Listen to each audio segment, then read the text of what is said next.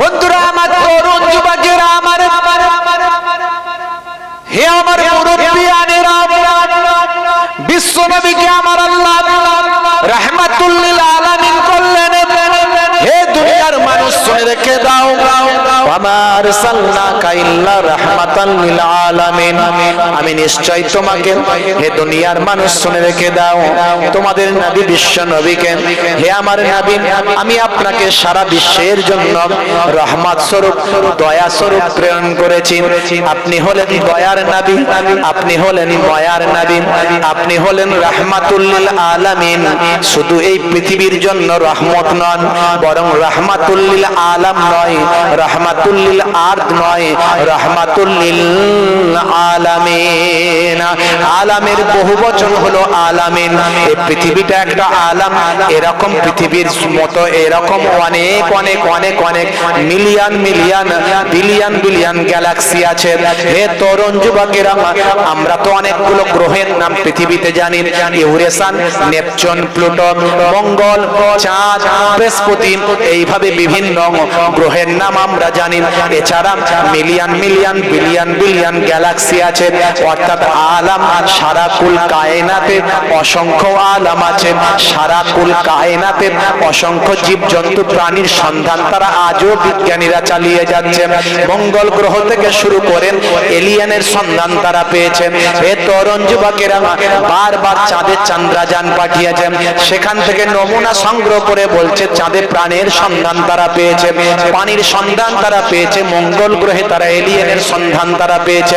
হে তরুণ যুবকেরা, হে আমার বন্ধুরা, হে আমার মুরব্বিয়ানেরা, শুনে রেখে দিন বাবা, সারা কুল কায়নাতের মধ্যে, সারা আলামিন সমূহগুলোর মধ্যে অনেক প্রাণের সন্ধান পাওয়া গেছে।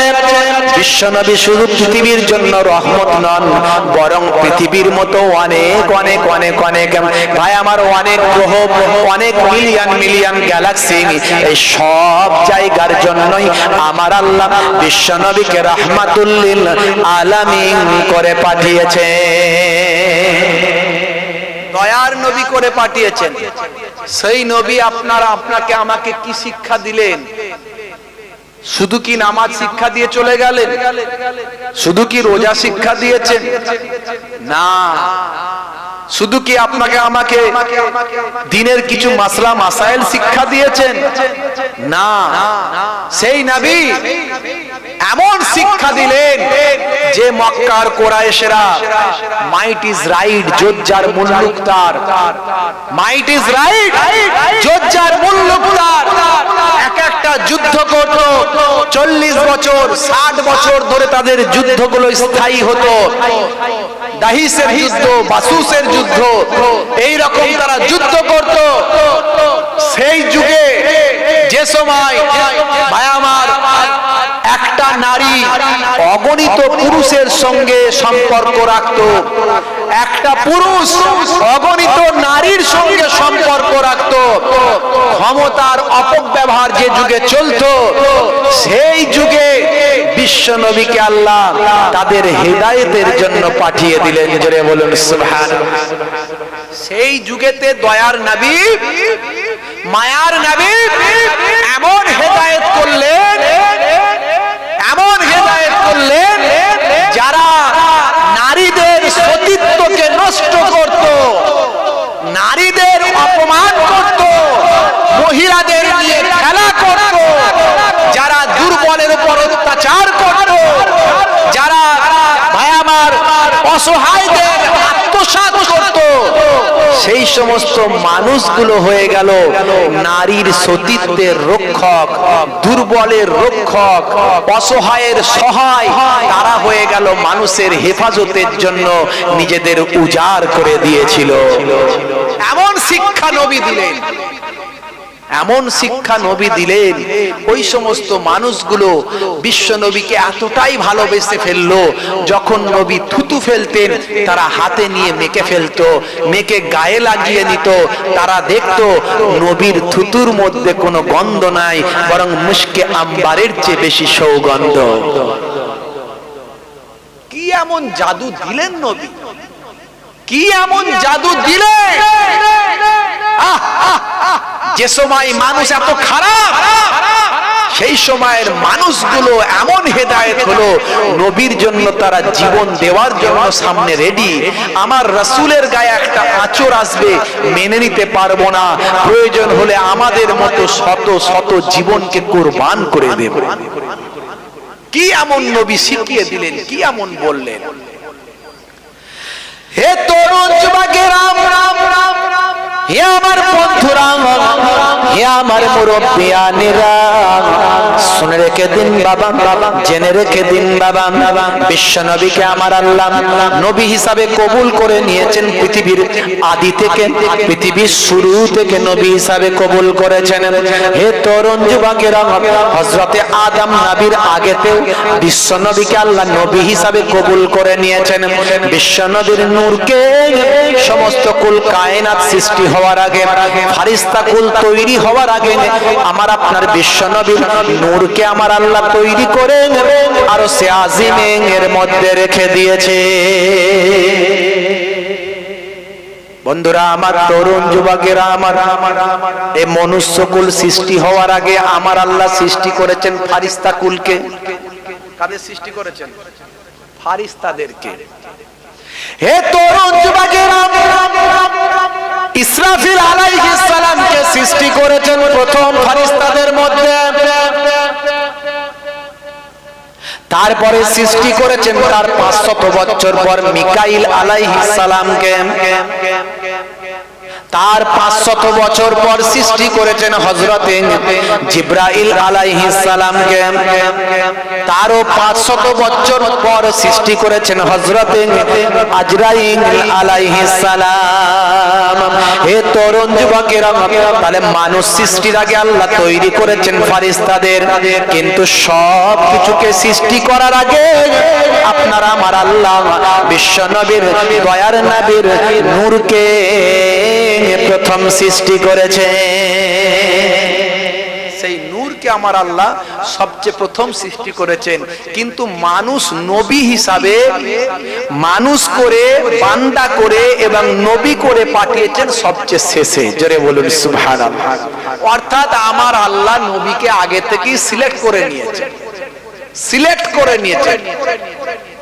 হযরত ইব্রাহিম নবী দোয়া চেয়েছিলেন, রব্বানা ওয়াবাস ফীহিম রাসূলাম মিনহুম, রাসূলাম, এ আমার আল্লাহ, রব্বানা ওয়াবাস ফীহিম রাসূলাম, এ আল্লাহ আপনি আমাদের তাদের মধ্যে থেকে একজন রাসূল পাঠান, যিনি ওয়ায়ুআল্লিমুহুমুল কিতাবা ওয়াল হিকমা, যিনি কিতাব এবং হিকমার শিক্ষা দেবেন, যিনি তার উম্মতদের, বান্দাদের যিনি হিকমা দেবেন এবং কিতাব শিক্ষা দেবেন। কিতাব মিন্স আল কোরআন। জোরে বলুন সুবহানাল্লাহ। সেই কোরআন মাজিদের শিক্ষা যিনি দেবেন, বিশ্ব নবীকে আল্লাহ শেষ নবী করে, পয়গম্বর করে পাঠালেন। আমি নবীর জীবনী আজকে বলবো না, নবীর জীবনী আপনারা অনেক আলেম ওলামাদের কাছে শুনেছেন, বইয়ে পড়েছেন। আমি কয়েকটা বিশ্ব নবীর দিক নিয়ে আলোচনা করব, রাসূলের কয়েকটি দিক নিয়ে একটু আলোচনা করব, যেখান থেকে আমরা একটু শিক্ষার পাবো। নবীর জীবনী, নবী বিশ্ব নবী আরবের মরুদুলাল মা আমিনার কোলে আব্দুল্লাহর ঘরে 570 খ্রিস্টাব্দে 12ই রবিউল আউয়াল শুবে সাদেকের সময়, দিনের নবী দিনের শেষে, দিনের শুরুতে, রাতের নবী রাতের শেষে, ঠিক শুবে সাদেকের সময় বিশ্ব নবী মা আমিনার কোলকে উজাড় করে এলেন। এই ঘটনা আমাদের জানা আছে। মা হালিমাতুস সাদিয়া নিয়ে চলে গেলেন, সেটাও জানা আছে। কিভাবে বড় হলেন, কিভাবে ফেরত এলেন, এগুলো আমাদের জানা আছে। কিন্তু নবী কি শেখালেন, সাহাবারা কেমন ভাবে পরিবর্তন হলেন, আমরা কেন পরিবর্তন হচ্ছিনি, আমাদের কতটুকু পরিবর্তন হওয়া দরকার, তবে না আপনার চরিত্র বদলাবে। হে তরুণ যুবকেরা, হে আমার বন্ধুরা, আমার মুরব্বিয়ানেরা, শুনে রেখে দিন বাবা, জেনে রেখে দিন বাবা, হে মুসলমান একটুখানি লক্ষ্য করুন, আমার আল্লাহ আমার নবীকে ভাই আমার জন্মের আগে থেকেই কোথায় কিভাবে নবীর আগমন ঘটবে সব কিছু ফিক্সড করে রেখেছিলেন। মানুষ হিসাবে কোন ঘরেতে কিভাবে কোথায় আসবেন, তাই আমার নবীকে আল্লাহ সব কিছু ঠিক করে দিয়েছিলেন। হযরত ইব্রাহিম নবীর দোয়াকে আল্লাহ কবুল করেছিলেন। হযরত ঈসা নবী তিনি বলে দিয়েছিলেন আমার পরে একজন নবী আসবেন, ইয়াতি মিন বাদু ইসমুহু আহমদ, আমার পরে একজন নবী আসবেন যার নাম হবে আহমদ। হে তরুণ যুবকেরা, অন্যান্য পয়গম্বরেরা তারাও পর্যন্ত জানিয়ে দিয়েছিলেন, আগমনী বার্তা দিয়েছিলেন। মনে রাখবেন আপনার এলাকায় যদি কোনো ভাই আমার মিনিস্টার আসে, কোন বিশিষ্ট ব্যক্তি যদি আসে, মাইকিং হয়, প্রচার হয়, সাজানো হয়, ভাই আমার দোস্ত আমার সেই রাস্তাকে সুন্দর করা হয়, খাল খঞ্জর যদি ভাঙাচোরা থাকে সেটাকে ঠিক করে দেওয়া হয়। কারণ বিশিষ্ট ব্যক্তির আগমন ঘটবে, কারণ মিনিস্টারের আগমন ঘটবে, কিংবা সায়েন্টিস্টের আগমন ঘটবে, কিংবা একজন হেভিওয়েট ব্যক্তির আগমন ঘটবে, একজন মহান মানুষের যাকে চট করে পাওয়া যায় না এমন মানুষের আগমন ঘটবে। রাস্তাঘাট পরিষ্কার করা হলো, সুন্দর করে ফুল দিয়ে সাজিয়ে ফেলা হলো। এ তরুণ যুবকেরা, ভাই আমার দোস্ত আমার, একটা সামান্য মানুষ আমাদের যে হয়তো নামি দামি মানুষ, সেই মানুষটা যখন আপনার এলাকায় আসে, আপনার এই বাজারে যখন আসে, বন্ধুরা আমার, তরুণ যুবকেরা আমার, হে আমার মুরব্বিয়ানেরা শুনে রেখে দেন, সেই সময় যদি এলাকায় তোলপাড় পড়ে যায়, মাইকিং হতে থাকে, ক্যানভাস হতে থাকে, মানুষের কানে কানে খবরটা পৌঁছানো হতে থাকে, চারিদিকটা সুন্দর সুন্দর করার চেষ্টা করা হয়ে থাকে, তাহলে তো জাহানের বাদশাহ হাবিবুল্লাহ, যিনি জান্নাতের যিনি সরদার হবেন, যিনি হাউজে কাউসারের মালিক হবেন, যার সুপারিশ ছাড়া বান্দা জান্নাতে যেতে পারবে না, যিনি একমাত্র মিজানের পাল্লাই ওজন বাড়িয়ে দিতে পারেন, যিনি একমাত্র পুলসিরাতের পোল থেকে হেফাজত করে দিতে পারেন, যিনি একমাত্র জাহান্নামের মুখ থেকে ঘুরিয়ে নিয়ে এসে জান্নাতে ঢোকাতে পারেন, যিনি হবেন আখেরি জামানার পয়গম্বর, যিনি হবেন নবিউল আম্বিয়া, তিনি পৃথিবীর জমিনে আসবেন আর পৃথিবী কুল কায়নাতের মালিক, তিনি পৃথিবীকে সাজাবেন না, এটা কখনো হতে পারে না। হে তরুণ যুবকেরা, যেদিন আমার আল্লাহ বিশ্ব নবীকে মা আমিনার গর্ভে দেবেন, মা আমিনার পেটেতে স্থান দেবেন, বহুদিন আমার আল্লাহ নারাজ হয়ে গিয়েছিলেন মানুষের জন্য। পৃথিবীর মানুষ অন্যায়, অত্যাচার, পাপাচার, লুকাচার, মেরে নেওয়া, কেড়ে নেওয়া, জুলুম, অত্যাচার, এমন কোন অন্যায় ছিল না আরবের মানুষ করেনি, এমন কোন অন্যায় ছিল না পৃথিবীর মানুষ করেনি। হযরত ঈসা আলাইহিস সালামকে আল্লাহ যখন পৃথিবীর জমিন থেকে সাতটা আসমানে যখন তুলে নিলেন, চতুর্থ আসমানে যখন ডেকে নিলেন, পৃথিবীর মানুষ নবীহারা হয়ে গেল। হযরত ঈসা নবীর পর থেকে বিশ্ব নবী পর্যন্ত এই দীর্ঘ ব্যবধান সময়তে কোন নবী পৃথিবীতে আসে নাই। এই দীর্ঘদিন ধরে নবী না আসার কারণে পৃথিবীর মানুষ এমন অনাচার, অত্যাচার, পাপাচারে লিপ্ত হয়েছিল, আমার আল্লাহ নারাজ হয়ে গিয়ে দীর্ঘদিন ধরে আকাশের দরজায় তালা মেরেছিলেন। আকাশের দরজায় আমার আল্লাহ তালা মেরে দিয়েছিলেন, পানি আর দেবো না। কত লাপাবি লাপা, কত লাপাবি লাপা, পানি আর দেবো না। আল্লাহ তাআলা আর পানি দেন না। আরবের মানুষগুলো হাই পানি হাই পানি হাই পানি করে পেরেশান হয়ে গিয়েছিল। গাছ যে কটা ছিল এমনি তো আপনারা গেলে দেখবেন মরুভূমি এলাকা, আর একমাত্র মরুভূমির জাহাজ উট দেখতে পাবেন, দূরে কিছু উট চড়ছে দেখতে পাবেন। আরবের জমিনে যাবেন দেখবেন লু হাওয়া বইছে, লু হাওয়া। আমাদের এখানে যখন তাপমাত্রা 40-42 হয়ে যায়, 40-42 ডিগ্রি করে যখন হয়ে যায়, দেখবেন বাইরে বেরোলে একটা গরম লু হাওয়া, তাপ যেন মনে হচ্ছে গাটা পুড়িয়ে দেবে, মনে হয় না? পুড়িয়ে দেবে, বাইরে বেরোনো যায় না। মক্কা শরীফ মদিনা শরীফে গিয়ে এবারেও দেখলাম গায়ে যেন মনে হচ্ছে পুড়িয়ে দিচ্ছে, বুঝতে পারছে, কিন্তু চারিদিকে কোনো গাছপালা নাই, আল্লাহর কুদরতি হাওয়া এত সুন্দর একটা ঠান্ডা ভিতর দিয়ে বয়ে যাচ্ছে, গায়ে কোনো ঘাম কিন্তু হয়নি। এটা আল্লাহর করুণা, দয়া। আরবের মহিলারা মক্কা শরীফ মদিনা শরীফের মহিলাদের মুখ দেখতে পাবেন না। এই প্রচন্ড তাপেতে ওই মহিলারা সব কাজ করছে, সব কাজ করছে। মহিলারা দোকান চালাচ্ছে, ব্যবসা করছে, কাজ কারবার করছে, দেখবে সব কাজ করছে, কিন্তু তাদের চোখ দুটো ফাঁকা, সারা শরীরটা ঢাকা, কালো বোরকা পরে আছে মাথা থেকে পা পর্যন্ত। এমন বহু মহিলা যারা হাত মোজা পা মোজা পর্যন্ত পরে আছে, পরে ব্যবসা বাণিজ্য করছে, কাজ কারবার করছে, তাদের চেহারা কেউ দেখতে পায়নি। আজকে আপনারা দেখেছেন ইরানের বুকে, ইরান বলে একটা মুসলিম দেশ আছে মধ্যপ্রাচ্যে, এই ইরান বলে একটা দেশ মধ্যপ্রাচ্যে আছে, সেই দেশের কিছু নারী, কিছু মহিলারা তারা বলছে আমরা হিজাব পরবো না। কেন ভাই? বলছে আমেরিকা ব্রিটেনের মতো আমরা পোশাক পরে ঘুরে বেড়াবো।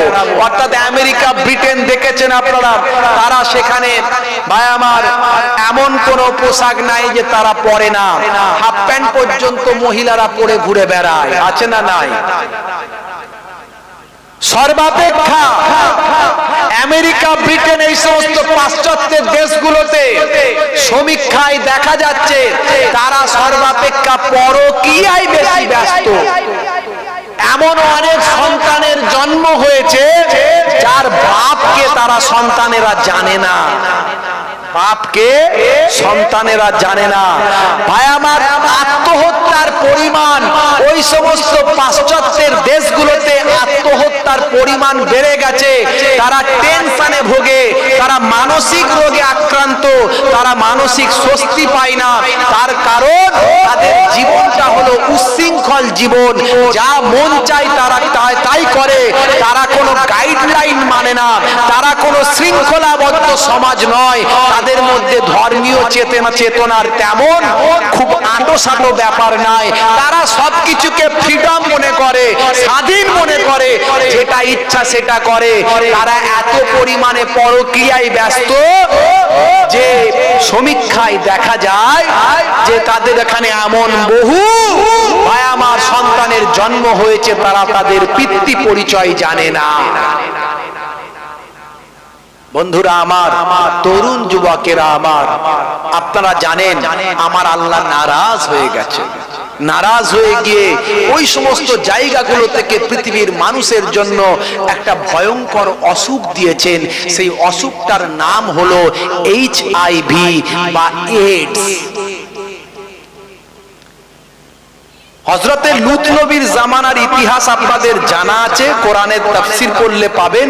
তাফসীরে কাসাব পড়ুন, তাফসীরে বাইজাবি পড়ুন, তাফসীরে ইবনে কাসির পড়ুন, তাফসীরে তাবারি পড়ুন, তাফসীরে জামাকসারি পড়ুন, তাফসীর আল কাবীর পড়ুন। তাফসীরগুলো পড়লে পাবেন লূত নবীর জামানায় পুরুষে পুরুষে বিবাহ হতো, মহিলায় মহিলায় বিবাহ হতো, তারা পরকীয়া করত, তারা ভাই আমার যৌন মিলনে এতটাই আগ্রহী ছিল, তারা বিবাহ বাদ দিয়ে বিবাহ বহির্ভূত তারা সম্পর্ক তৈরি করত, তারা পুরুষে পুরুষে মহিলায় মহিলায় বিবাহ করত।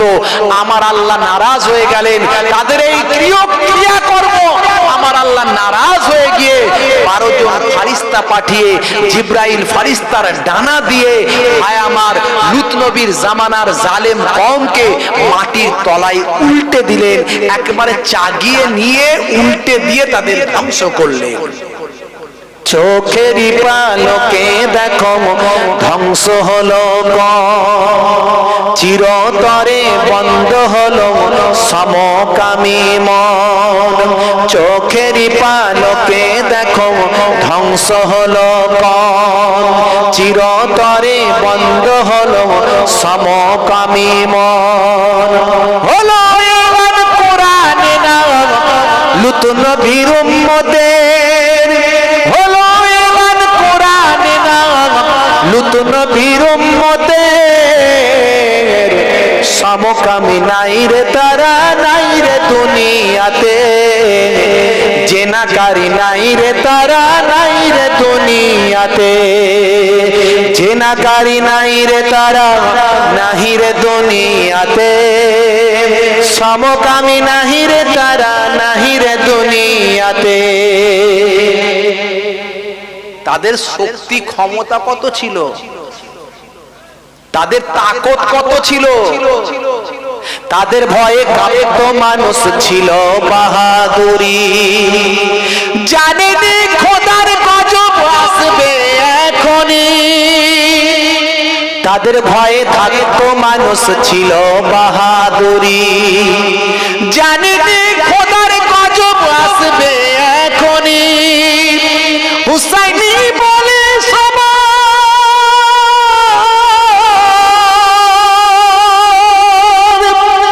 রশি টান দিলে খোদা পারবে না থামাতে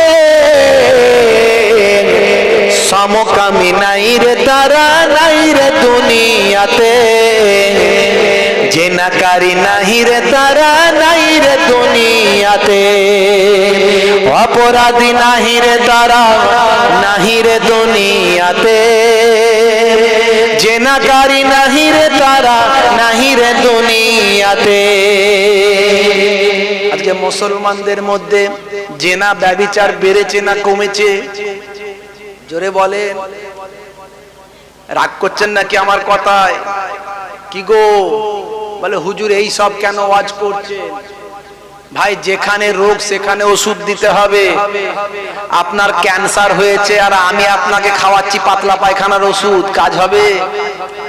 হয়েছে কি ক্যান্সার, মারাত্মক ক্যান্সার হয়েছে, আর আমি আপনাকে খাওয়াচ্ছি জ্বরের ওষুধ র্যান্টাক জিনট্যাক, আপনার প্যারাসিটামল খাওয়াচ্ছি, আপনাকে মেট্রোজিন 4 দিচ্ছি।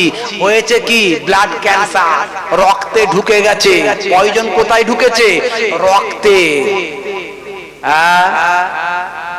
গ্রামে গ্রামে পাড়ায় পাড়ায় মুসলমানের নারী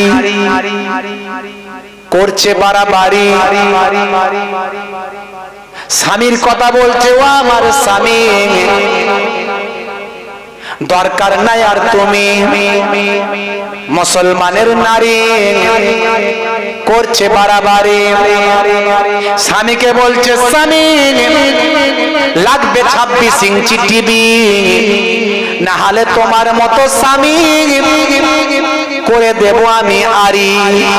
মুসলমানের নারী করছে বাড়াবাড়ি, রাগ করবেন না বাবা।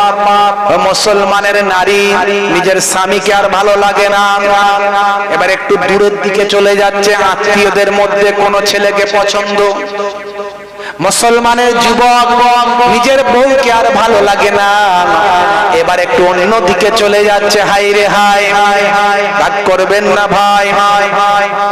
ছোট দেওরের সঙ্গে সম্পর্ক বৌমার বেড়ে যায়, জামাই বাবু শুধু শালিকে নিয়ে ঘুরে বেড়ায়। হাই রে হাই, লক্ষণটা কিন্তু ভালো নয়, আমার আল্লাহ নারাজ হয়ে যায়। হে মুসলমানের যুবকেরা সাবধান হয়ে যাও, আমার আল্লাহ যুগের পর যুগ ধ্বংস করে দিয়েছেন, লানাত দিয়েছেন। বর্তমান পৃথিবীতে আমার আল্লাহ HIV AIDS এর মতো মারাত্মক রোগ দিয়েছেন। সর্বোপরি আমার আল্লাহ দিলেন করোনা, দিয়ে বললেন এটা তো আমার সামান্য কেবল নমুনা, এটা আমার সামান্য নমুনা। এই যে দিয়েছি করোনা, এ তো সামান্য নমুনা, এরপর যখন ছাড়বো দেখতে পাবি পালানোর রাস্তা কোথায় খুঁজবি।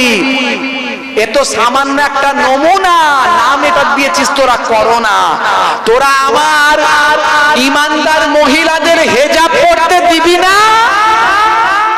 মাথায় কাপড় দিতে দিবি না। আমার ইমানদার মহিলারা যারা বোরকা পড়তে চায় পড়তে দিবি না, মাথা ঢাকতে দিবি না। দেখ এটা আমি দিয়েছি করোনা, সামান্য নমুনা, তাতে পৃথিবীর দাদা কাদা মহাগাধা যত আছে গাধা পেছন পর্যন্ত নিচে পর্যন্ত ঢাকা। কথা ঠিক না ভুল? এমন হেলমেট পরিয়ে দিল, শুধু হেলমেটটা কম পড়েছে মুসলমানেরা। আর হেলমেট পরেছিলেন নাকি? পরেননি। মাস্ক বেশি পড়েছে, মাঝে মাঝে বাইরে বেরোলে সবাই পড়ছে, না পড়লে বলবে এই দূরে দাঁড়া, ওই পড়তে হয়। ও অরিজিনালি মন থেকে পড়িনি। হ্যাঁ, খালি বলছে কথা বলিস না, দূর থেকে কথা বল। দোকানে গেলি বলছে ওখান থেকে কথা বলো, কি লাগবে বল।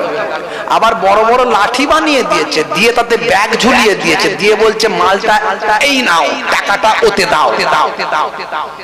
বুঝতে পারছো? আল্লাহ বলছেন এটা তো আমার সামান্য নমুনা রে পাগলা, নমুনা। আসল তো খেল এখনো ছাড়ি না। বান্দা তোরা আমার হয়ে যা, আমি তোদের হয়ে যাই। হে তরুণ যুবকেরা, হে আমার বন্ধুরা, হে আমার মুরব্বিয়ানেরা, আমার আল্লাহ পৃথিবীকে সাজিয়ে ফেলেছিলেন। দীর্ঘদিন ধরে পানি দেননি, আল্লাহ নারাজ হয়েছিলেন। আমার আল্লাহ যখন পৃথিবীর মানুষের কৃতকর্মে অসন্তুষ্ট হন, আমার আল্লাহ গজব দিয়ে দেন, নারাজ হয়ে যান।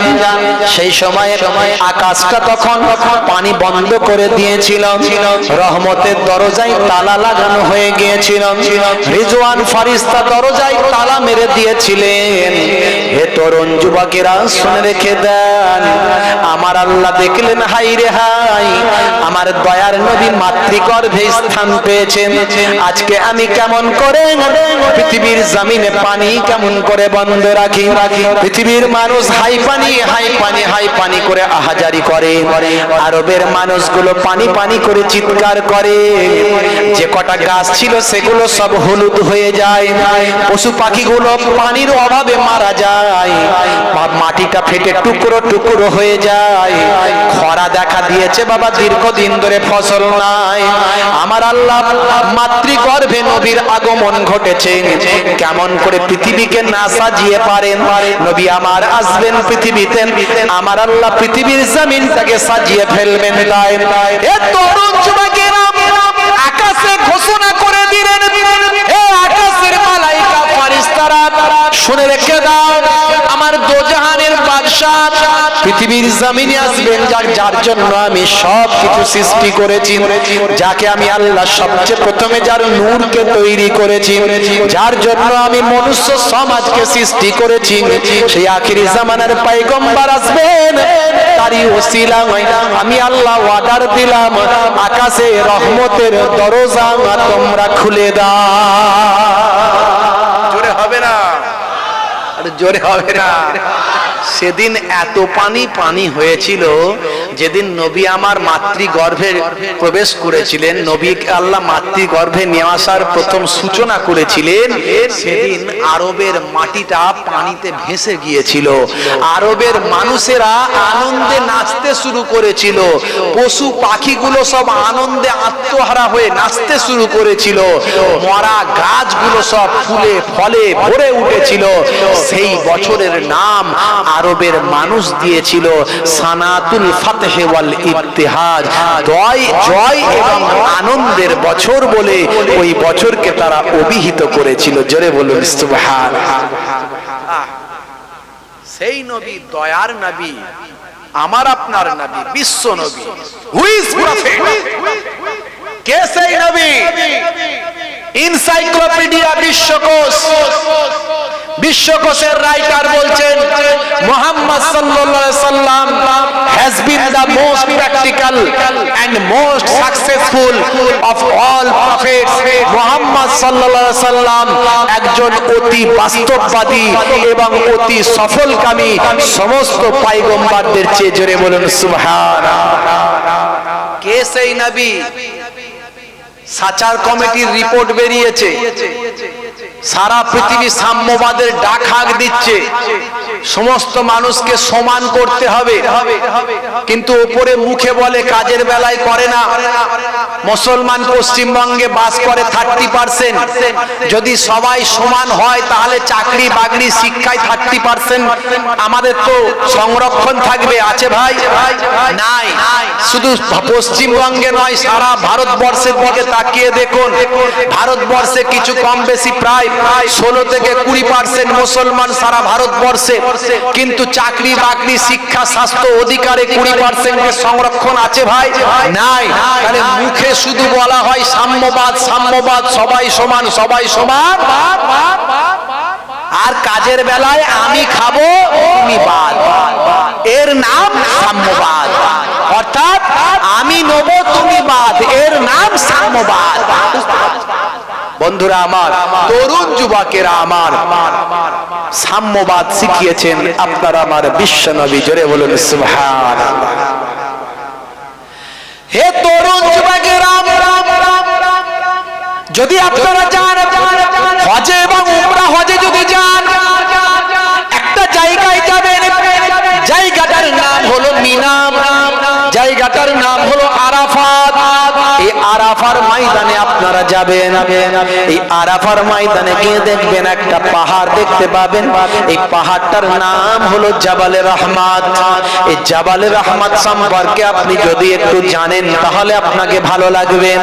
আমরা যখন কাফেলা নিয়ে গিয়েছিলাম, প্রত্যেক জায়গাতে মানুষকে বুঝিয়ে বুঝিয়ে বললাম, মানুষ আনন্দে আত্মহারা হয়ে শুনতে লাগলো। কিন্তু যদি না জানেন আপনি জাবালে রহমতের ইতিহাস যদি জানা না থাকে, জাবালে রহমতটা কি জন্য বিখ্যাত যদি আপনি না জানেন, তাহলে আপনার ওই পাহাড় দেখা হবে, এছাড়া আর কিছু নাই। হে তরুণ যুবকেরা, বেশিরভাগ মানুষ যায় ভাই আমার হজ করতে যায়, উমরা হজ করতে যায়, স্টাডি করে না, পড়ে না, জানে না, তারা গিয়ে শুধু সবাইয়ের মতো গিয়ে সবাই যেমন যায় উনিও তেমন গেলেন, এতে মজা পাবেন না, আনন্দ পাবেন না। হে তরুণ যুবকেরা, কাবা ঘরের সঙ্গে খুব অংশ আছে, এই অংশটার নাম হলো হাতিম। এই হাতিমের গুরুত্ব কি বাবা জানেন? এই হাতিমটা কি জিনিস, এখানে কি করতে হয়? এই হাতিমটা হলো কাবা ঘরেরই অংশ। কাবা ঘর কবার ভাঙা গড়া হয়েছে মনে রাখবেন, কাবা ঘর প্রথম তৈরি করেছিলেন ফারিস্তারা, এভাবে আদম নবী, তারপর এইভাবে ইব্রাহিম নবী, তারপর অন্যান্য নবীদের জামানায়, সর্বোপরি আখিরি জামানার পয়গম্বর জগতের শেষ নবী জনাবে মুহাম্মদুর রাসূলুল্লাহ সাল্লাল্লাহু আলাইহি ওয়াসাল্লামের জামানাতেও কাবা শরীফ ভাঙা গড়া হয়েছে। এই হাতিমটা কোথা থেকে এলো? এটা তো কাবা ঘরেরই অংশ। প্রথম যখন কাবা ঘর তৈরি হয়েছিল এই অংশটাকে নিয়ে কাবা ঘর, কিন্তু দেখা গেল শেষ টাইমে আরাবিয়ানদের, কুরাইশদের অর্থের অভাব পড়ে গেল, টাকার অভাব, টাকার অভাব পড়ে গেল। তারা দেখলো আর ওই পুরোটাকে নিয়ে কাবা ঘরটা বানাতে পারবো না, তাই কিছুটা অংশ বাদ দিয়ে তৈরি করলো কাবা ঘর। এই জন্য ওই যে অংশটা বাদ দিয়েছিল সেই অংশটা ঘিরে রাখা হয়েছে, এটা হলো হাতিম বলা হয়, কাবা ঘরের সঙ্গে লেগে থাকা। এই জায়গায় যদি কেউ 2 রাকাত নামাজ পড়ে, আল্লাহর কাবা ঘরে নামাজ পড়লো। আলহামদুলিল্লাহ, আমি অধম গুনাহগারকে আল্লাহ সুযোগ করেছিলেন ওই জায়গায় গিয়ে নামাজ পড়তে পেরেছি। এই যদি আপনার ইতিহাস যদি জানা না থাকে, আপনি বুঝতে পারলেন না এটা কি রে বাবু, কেন রে বাবু, এখানে কি দোয়া পড়তে হয়, 7 চক্কর দিচ্ছেন, 7 চক্করে 7 দোয়া, কোথায় কি পড়তে হয়, কোন কোণে পড়তে হয়।